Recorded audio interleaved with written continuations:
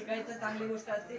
आणि शाळेमध्ये बऱ्याच गोष्टी शिकवल्या. ज्यावेळेस मी या शाळेत आलो त्यावेळेस मला वाचता पण येत होतं आणि लिहिता पण येत होतं.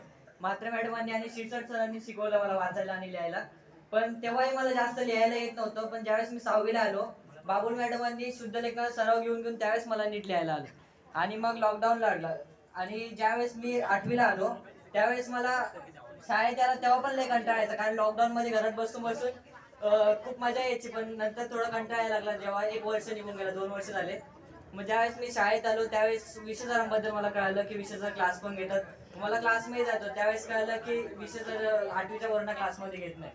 पण ज्यावेळेस 9वीला आलो त्यावेळेस मी विषय सरांचा खूप मार खाल्ला. पण 9वीला जी जास्त मी मजा केली नाही, पण 10वीला आल्यावर मी खूप मजा केली. कॅम्पला गेल्यावर पण खूप मजा केली, ट्रिपला पण मजा केली.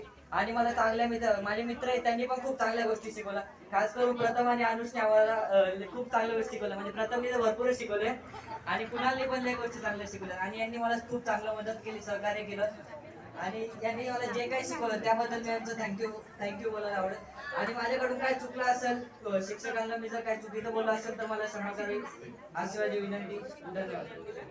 मी आज या शाळेत पहिलीपासून शिकत आहे. आज मला या शाळेत शिकता संपूर्ण 10 वर्ष झालेली आहेत. या शाळेत मी खूप काही शिकलो, खूप नवीन नवीन शिक्षकांना भेटलो. या शाळेत मला खूप काही नवीन मित्र भेटले, त्यांच्याकडून सुद्धा मी खूप काही शिकलो.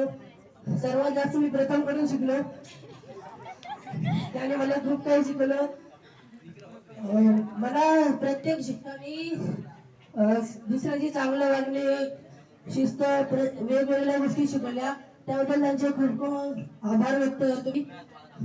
ज्या प्रकारे कुंभार मातीच्या गोण्यापासून मडके बनवतं, त्याच प्रकारे या शाळेतील शिक्षकांनी आम्हाला घडवले. हे शाळेचे दिवस पुन्हा कधी येणार नाही. या शाळेच्या आठवणी मी कधी विसरणार नाही. खूप खूप धन्यवाद.